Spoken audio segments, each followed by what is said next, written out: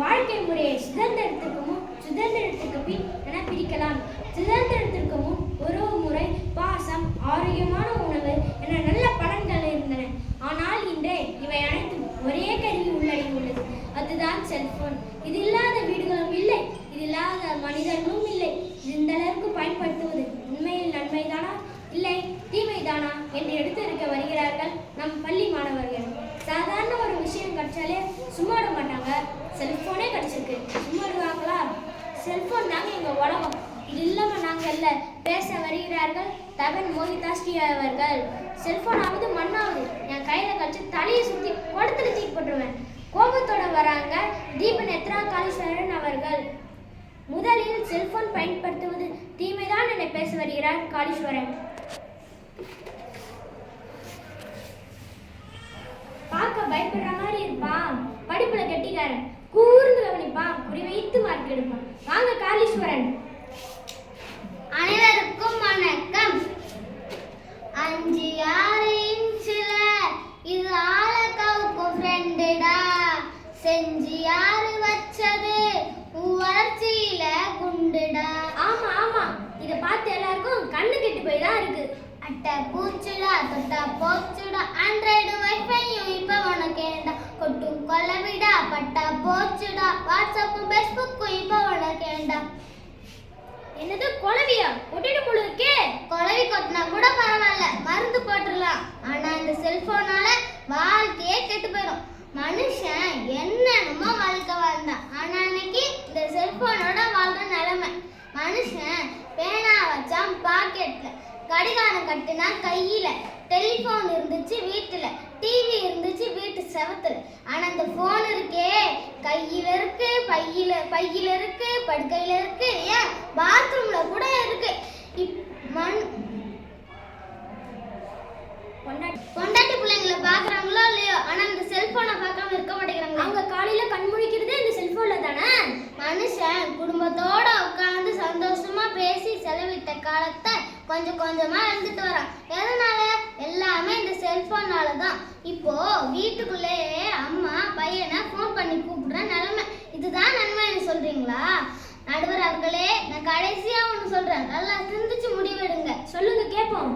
அம்மாவின் மடியில் படுத்துறங்கி, அண்ணன் தங்கைகளோடு ஓடி பிடித்தாடி, பாட்டிமார்களோடு பல கதைகள் பேசி, நிலா முற்றத்தில் மகிழ்ந்த காலங்கள் எங்கோ துளைந்தனோ. எந்த நேரமும் எங்களை பிடித்தாட்டுகிறது எல்லோர் கைகளிலும் செல்போன். செல்போன் வேண்டாம் வேண்டாம் வேண்டாம். ஆகவே செல்போன் தீமைதான் என்று கூறி என் உரையை முடிக்கிறேன். நன்றி, வணக்கம். ஆஹா, அருமை, நிதர்சனமான உண்மை. மனசுக்கு பட்டதை கொட்டி தீர்த்துட்டாங்க. பார்க்கலாம் அடுத்த வரவங்க என்ன பதிலடி தர போறாங்க. செல்போன் பயன்படுத்துவது நன்மைதான் என கூற வருகிறார் தபன். பார்க்க அப்பாவை போல இருப்பான், பண்ற வேலையெல்லாம் அப்படி இருக்கும். மார்க்கா பார்த்தா 90. வாங்க தபன். அனைவருக்கும் வணக்கம். உள்ளங்கையில் உலகை காண்பித்தாயே, உலகமே போற்றும்படி ஊர்வலம் வருகின்றாயே, உறுதியான தகவல் எல்லாம் உலகை தருகின்றாயே, உன் மீதான மோக்கத்தால் உன்னுள்ளே மறந்தேன், உன் வழியில் விழுந்து உன்னோடையே வாழ விரும்புமே, உயிரே பிரிந்தாலும் உன்னை பெரிய மனமில்லையே. பார்த்தீங்களா என்ன இல்லைங்க செல்போன்ல தேவையான தகவல் எல்லாம் கொடுக்குதே. அதை விடுங்க, குழந்தை சாப்பிட ரொம்ப நேரமாக அனுப்பிடுது. அதே இந்த செல்ஃபோன் கொடுத்தா டக்குன்னு சாப்பிடுறது. அந்த அம்மா கிட்ட போய் கேளுங்க, செல்ஃபோன் நன்மையா தீமையானு. அம்மாக்களுங்கெல்லாம் ஈஸி, ஏன்னா அவங்க செய்யற வேலையை செல்போன் செய்யுதுல, அப்ப அவங்க நன்மை தானே சொல்லுவாங்க. வேலைக்கு போகிற பொண்ணு அவள் எங்கே இருக்கான்னு கவலைப்படுற அப்பாவுக்கு, பொண்ணு நான் இங்கே தான்ப்பா இருக்கேன் லொக்கேஷன் சென்ட் பண்ணுறது, அது நன்மை தானே. சரி அதை விடுங்க. ஒரு நாள் நான் தனியாக ரோட்டில் நடந்து போயிட்டேன். ஒரு 4 பேர் கூடி பேசியிருந்தாங்க. இன்னும் கொஞ்ச நேரத்தில் கை கல்பறவர்களுக்கு சண்டை. நான் கூட்டிட்டு லபக்குன்னு போயிட்டு, ஹலோ இதோ நான் தான் வந்துடுறேன் நான் அப்படியே போயிட்டான். அது அவங்களை எப்படி காப்பாற்றிச்சு. அப்போ செல்ஃபோன் நன்மை தானே. நடுவில் லாஸ்ட்டாக சொல்லிக்கிறேன், கொஞ்சம் சிந்தித்து முடிவுங்க. ஏன்னா உங்கள் பேக்கிட்டையும் செல்ஃபோன் இருக்குது. எனவே செல்ஃபோன் நன்மை தான் என்று கூறி என்னையே பிடிக்கிறேன். நன்றி, வணக்கம். கடைசியில என் பாக்கெட்லயே கை வச்சுட்டானுங்களே. பார்க்கலாம் அடுத்த தடவை என்ன பதிலடி தர போறாங்க. செல் பயன்படுத்துவது தீமைதான் என பேச வருகிறார் தீபநேத்ரா. இப்போதான் நம்ம ஸ்கூலுக்கு புதுசு, இப்போதான் நம்ம ஸ்கூலோட ரூல்ஸ் அண்ட் ரெகுலேஷனும் கற்றுக்கிட்டு வராங்க. வாங்க தீபநேத்ரா. அனைவருக்கும் வணக்கம். அவங்க பயங்கரமா பேசியிருக்காங்க. கொரோனாவே காண்டாயிரும் போல இருக்கே. நீங்க நன்மைதான் சொல்றீங்களே, முதல்ல நீங்க நல்லா இருக்கீங்களா?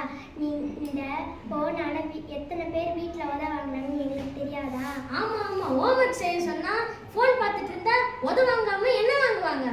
வேலைக்கு போற பொண்ணை தெருமோன வரைக்கும் போய் யாராவது அவளை ஃபாலோ பண்றாங்களான்னு பார்க்குற அப்பாவுக்கு அவளை இன்ஸ்டாகிராம்ல 4 லட்சம் பேர் ஃபாலோ பண்றது தெரியாதே. இதுதான் நன்மையா? இதெல்லாம் அவங்களுக்கும் தெரியும். தூங்குறவங்களை எழுப்பலாம், ஆனா தூங்குறவங்க நடிக்கிறவங்களை எழுப்ப முடியுமா? சரியா சொன்னீங்க நடுவர் அவர்களே. அவங்க ஒரு பாயிண்ட் சொன்னாங்க. அது முறையா பயன்படுத்தினா நன்மை, தவறா பயன்படுத்தினா தீமை. ஒருத்தன் செல்போன்ல படம் முடிச்சு முறை தவறி பயன்படுத்தினா எனக்கு தானே தீமை வருது. இதுதான் நன்மையா? நோண்டாத தம்பி, நோண்டாத செல்போனை நோண்டாத. வாழ்க்கையை தொலைச்சி போட்டு அப்பாரமா ஏங்காத, நோண்டாத செல்போனை நோண்டாத. நீங்க நன்மை தானே சொல்றீங்க, நாங்கள் தீமை தானே சொல்கிறோம். மாத்திரை சாப்பிட்டா குணமாயிடும் நீங்கள் சொல்கிறீங்க, ஆனால் சைடு எஃபெக்ட் வரும்னு நாங்கள் சொல்கிறோம். அந்த சைடு எஃபெக்ட் தான் இப்போவே வந்துடுச்சு. இந்த செல்ஃபோனும் கொரோனாவும் ஒன்று. அது எப்படி? அதுவா, அது ரெண்டுமே மனுஷனை தனிமைப்படுத்திடும். நாம் தொலைவில் இருந்தாலும் பேசிட உதவியாக இருந்ததுதான். ஆனால் இப்போது அருகில் இருப்பவரை பேசாமல் செய்து விட்டது. ஒரே அறையில் இருந்தாலும் தனித்தனியாக இருக்கின்றோம். ஒருவருக்கு ஒருவர் பேசாமல் செல்போன் பார்த்து கொண்டு. ஆகவே இவ்வளவு ஆபத்தான செல்போன் தீமைதான் என்று கூறி என் உரையை முடிக்கின்றேன். நன்றி, வணக்கம். அடேங்கப்பா, செல்போனை நிறைய அடி வாங்கியிருப்பாங்க போலியே. கொட்டி தீர்த்தாங்க. பார்க்கலாம் அடுத்த தடவை என்ன சொல்ல போறாங்கன்னு. செல்போன் பயன்படுத்துவது நன்மைதான் என பேச வருகிறார் மோகிதா ஸ்ரீ. வணக்கம். இப்போ பேசினாங்களே, அவங்க அம்மா அங்கே உட்காந்து வீடியோ எடுத்துட்டு இருக்காங்க. ஏன் தெரியுமா? ப்ரோக்ராம் முடிஞ்சதோ ஸ்டேட்டஸ் போடுறதுக்கு. ஆமா, நான் கூட தான் மதர் தெரேசா ஸ்கூல்ல ஜட்ஜா வந்திருக்கேன்னு நான் கூட தான் போன்ல ஸ்டேட்டஸ் போடுவேன். இதுக்கு மட்டும் செல்போன் வேணுமா? என்னையா நியாயம்? ஒரு நாள் அம்மா வீட்டில் ரசம் வச்சாங்க. வீட்டில் புளியோ மிளகாவோ கொஞ்சம் கம்மியாக தான் இருந்துச்சு, ரசமோ கொஞ்சம் சுமாராக தான் இருந்துச்சு. எனக்கே பிடிக்கலன்னா பார்த்துக்கோங்களேன். அப்பா சாப்பிட வந்துட்டாரு. அம்மாவுக்கோ பயம், அப்பா திட்ட போறாருன்ட்டு. அப்பா கிட்ட தான் ஃபோன் இருக்கே. அப்பா ஃபோன் பார்த்துட்டே பக்கத்தில் இருக்க பச்சை தண்ணியை ஊற்றி சாப்பிட்டுட்டு இருக்காரு.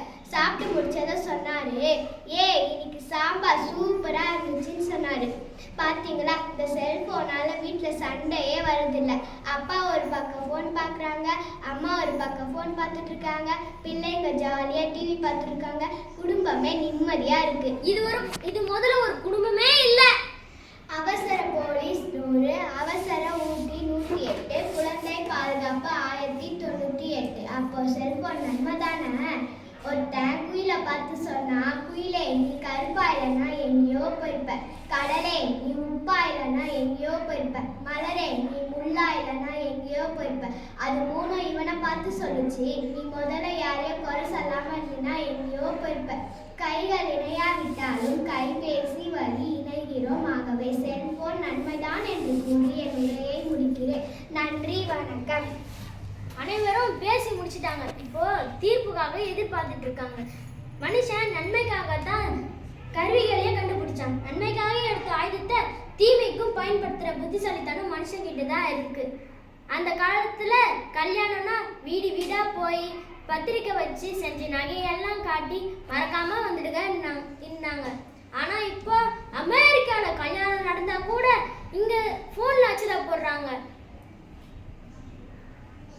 எந்த ஒரு அறிவியல் கண்டுபிடிப்போ முறையாக பயன்படுத்தின நம்ம, தவறா பயன்படுத்தினா தீமை.